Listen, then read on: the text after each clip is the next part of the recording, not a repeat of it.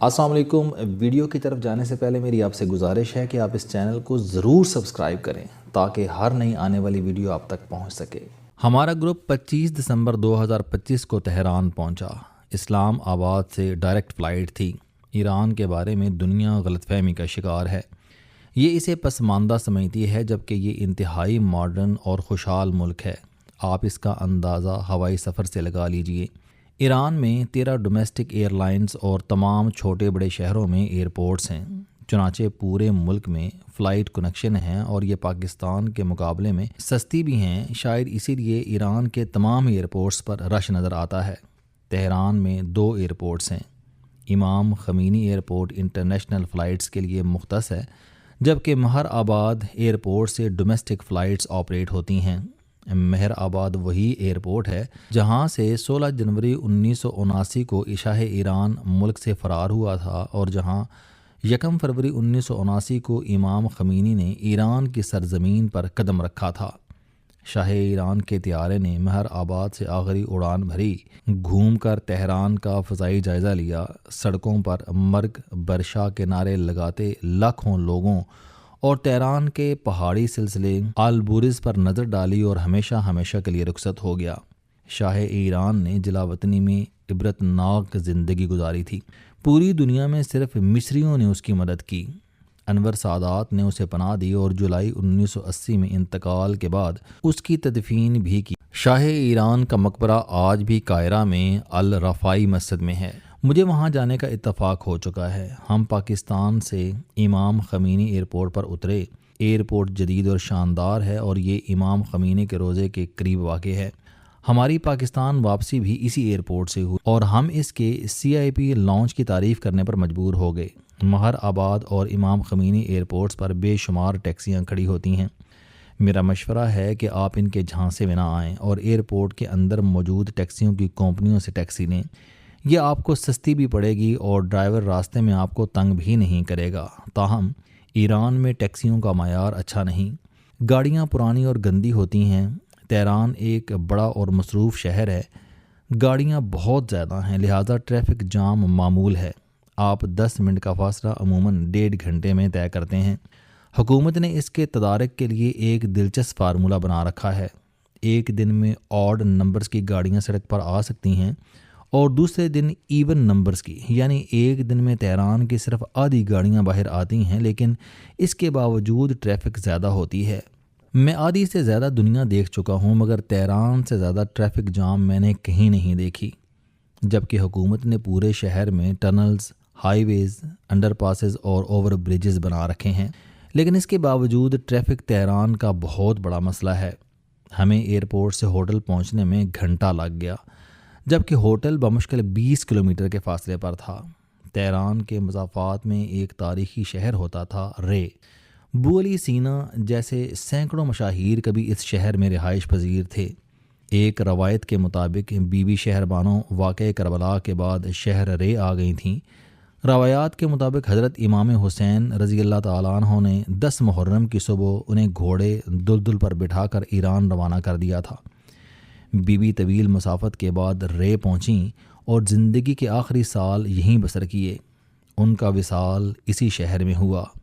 ان کا روضہ اور مسجد رے میں ہے۔ تاہم یہ دعویٰ تصدیق اور تحقیق طلب ہے۔ رے شہر چنگیز خان نے برباد کر دیا تھا۔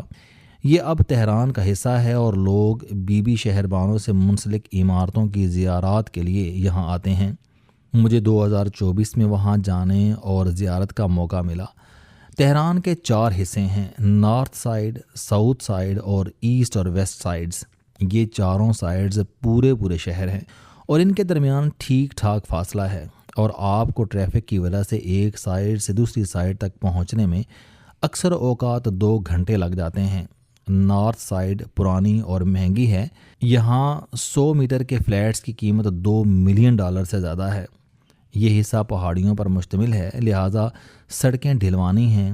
اس حصے میں کبھی بڑے محلات اور ولاز ہوتے تھے لیکن زمینوں کی قیمتوں میں اضافے کی وجہ سے اب یہاں اپارٹمنٹس کی بلند و بالا عمارتیں بن چکی ہیں۔ اسلام آباد میں 1 ایونیو اور سینٹورس 2 بڑی عمارتیں ہیں۔ آپ یہ جان کر حیران ہوں گے کہ تہران میں ایسی 1200 عمارتیں ہیں اور ہر عمارت آپ کی توجہ کھینچ لیتی ہے۔ آپ اس سے شہر کے والیوم کا اندازہ کر لیجئے۔ میں نے 2024 میں تہران کی 4 جگہیں وزٹ کی تھیں۔ یہ چاروں تجربات حیران کن تھے۔ میں اس وزٹ میں تہران کے انوویشن پارک گیا تھا۔ یہ شہر کی ایسٹ سائڈ کے مضافات میں ہے اور ایران کی سلیکان ویلی کہلاتا ہے۔ راستے میں سڑک کی دونوں سائڈز پر پاسداران کی امام حسین یونیورسٹی تھی۔ پاسداران ریاست کے اندر ایک مضبوط ریاست ہے۔ ان کی تعداد 15 لاکھ تک پہنچ چکی ہے اور یہ ملک کے تقریباً تمام شعبوں اور شہروں میں موجود ہے۔ یہ انقلابی فورس شاہ ایران کی رخصتی کے بعد بنی اور سیاسی حکومت سے زیادہ مضبوط ہے۔ آپ اسے آسان لفظوں میں ایران کی اسٹیبلشمنٹ کہہ سکتے ہیں۔ یہ اسٹیبلشمنٹ بڑے بڑے کاروبار بھی کر رہی ہے، لہٰذا اس کے پاس سرکاری خزانے سے زیادہ رقم ہے اور یہ اس رقم سے اپنی تعداد اور قوت میں اضافہ کرتی جا رہی ہے۔ پاسداران نے اپنی یونیورسٹیاں اور ٹریننگ انسٹیٹیوٹ تک بنا رکھے ہیں۔ یہ بھرتیوں کے بعد اپنے لوگوں کو ٹف ٹریننگ دیتے ہیں۔ امام حسین یونیورسٹی ان انسٹیٹیوٹ میں سے ایک ہے اور میں اس کا دائرہ اور رقبہ دیکھ کر حیران رہ گیا۔ اس کا کمپلیکس میلوں تک پھیلا ہوا تھا اور یہ سڑک کی دونوں سائڈ پر دور تک دکھائی دیتا ہے۔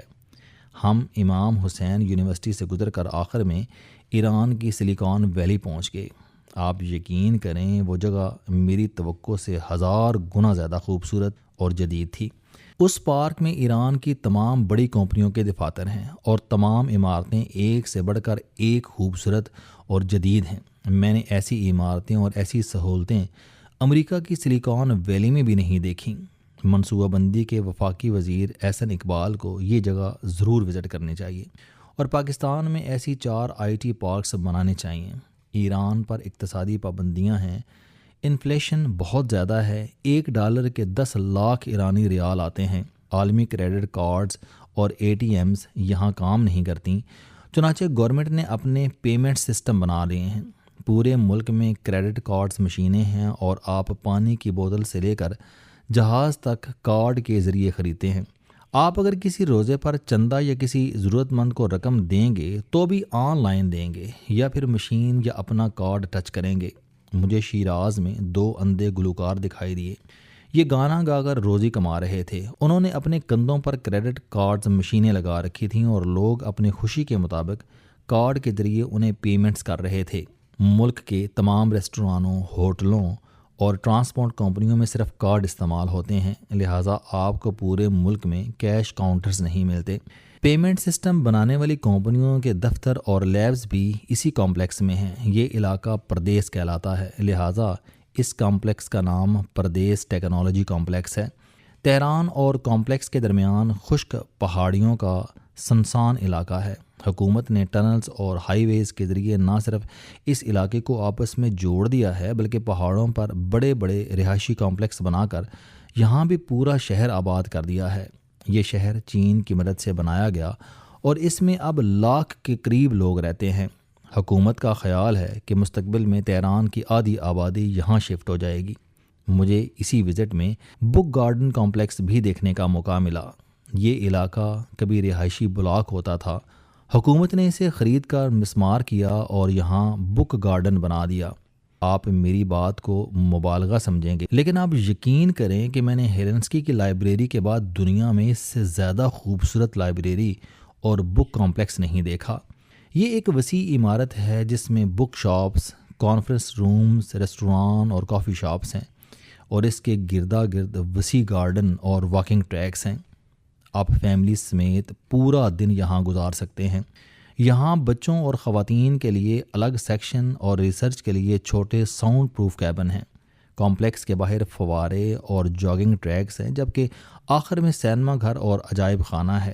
یہ جگہ پردیس کمپلیکس کے بعد دیکھنے لائق ہے۔ تیسری جگہ بام لینڈ ہے۔ یہ تہران کی ویسٹ سائڈ پر ہے اور یہ ایک وسیع مصنوعی جھیل کے کنارے واقع ہے۔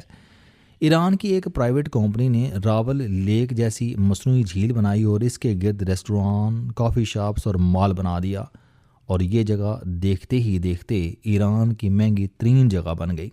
جھیل کی چاروں سائڈز پر فلیٹ کی بلند و بالا عمارتیں ہیں۔ بام لینڈ میں واٹر سپورٹس بھی ہیں اور لوگ واک اور جاگنگ بھی کرتے ہیں اور کشتی رانی بھی۔ یہ جگہ بھی لازمی دیکھنی چاہیے۔ اور چوتھی جگہ مال آف ایران ہے۔ میں نے دبئی کے بعد ایسا خوبصورت اور وسیع مال کہیں اور نہیں دیکھا۔ اس کی پارکنگ میں 3500 گاڑیاں کھڑی ہو سکتی ہیں۔ تہران کے مال آف ایران نے مجھے واقعی متاثر کیا تھا۔ اگر وہ میری زندگی کا پہلا مال اور ایران دوسرا سیاحتی ملک ہوتا تو آپ میرے دعوے کو مبالغہ سمجھ سکتے تھے، لیکن میں اب تک آدھی دنیا کے درجنوں مالز دیکھ چکا ہوں، چنانچہ یہ صرف مبالغہ نہیں ہو سکتا۔ مال آف ایران واقعی وسیع اور جدید کمپلیکس ہے، اور اس میں 3 5 star hotels, dancing fountain, gaming zone, ice hockey stadium, walking tracks اور 3500 گاڑیوں کی پارکنگ ہے۔ مجھے کم از کم ایران میں اس سائز اور اتنی سہولتوں سے مزین مال کی توقع نہیں تھی۔ آپ کمال دیکھیے، اس کا آدھا فلور لائبریری ہے اور یہ باقاعدہ رائل پیلس دکھائی دیتی ہے۔ آپ اگر ایک بار اس میں گھس جائیں تو آپ کا دل باہر نکلنے کے لیے راضی نہیں ہوگا۔ لائبریری کی چھت 60 فٹ اونچی ہے اور اس کے 3 لیولز پر کتابوں کی گیلریز ہیں، اور ان میں دنیا جہان کی کتابیں ہیں۔ آپ وہاں سارا دن گزار سکتے ہیں۔ اس سیکشن میں کتابوں کی دکانیں بھی ہیں۔ آپ کو وہاں سے تمام بیسٹ سیلر کتابیں اور اسٹیشنری مل جائے گی۔ مال آف ایران کے ایک حصے میں قدیم بازار ہے۔ اس کا آرکیٹیکچر کورٹز بازاروں جیسا ہے۔ چھت پر نیم دائروں میں گنبد ہیں، براندے میں آرچز ہیں اور اندر قیمتی قالینوں کی دکانیں ہیں۔ مجھے وہاں $6 لاکھ کا قالین دیکھنے کا اتفاق ہوا۔ وہ 1 پیس تھا اور اسے 14 خواتین نے 3 سال میں مکمل کیا تھا۔ مال کی بیک سائڈ پر ڈانسنگ فاؤنٹین ہے۔ 1/2 کلومیٹر لمبا پانی کا تالاب ہے۔ اس میں فوارے لگے ہیں اور یہ فوارے روشنی اور میوزک کے ساتھ جلتے، بجھتے اور تھرکتے ہیں۔ مال کی ایک سائڈ کی تمام کھڑکیاں اس طرف کھلتی ہیں، جبکہ دوسری سائڈ پر ہوٹلز اور فلیٹس کے ٹاورز ہیں۔ شام کے وقت لوگ فواروں کے ساتھ ساتھ واک کرتے ہیں اور پھر کافی شاپس میں بیٹھ کر پانی کا رقص دیکھتے ہیں۔ اس مال میں بھی تمام دکانوں پر ایرانی مصنوعات ملتی ہیں۔ السلام علیکم، آپ اسٹوڈنٹ ہیں، کوئی جاب کرتے ہیں، کاروبار کرتے ہیں، یا پھر آپ گھریلو زندگی گزار رہے ہیں۔ اگر آپ اپنی زندگی کو بدلنا چاہتے ہیں تو اس چینل علم دوستی پر آپ زندگی میں کامیابی کے لیے جاوید چوہری صاحب کے موٹیویشنل، سوشل، سیلف ڈسکوری سے ریلیٹڈ اور صحت سے متعلق بے شمار کالم سن سکتے ہیں۔ میرا دعویٰ ہے کہ یہ چینل آپ کی زندگی بدل دے گا۔ اس چینل کا مقصد اچھی باتیں معاشرے میں پھیلانا ہے، اور اچھی بات کو دوسروں تک پہنچانا صدقہ جاریہ ہے۔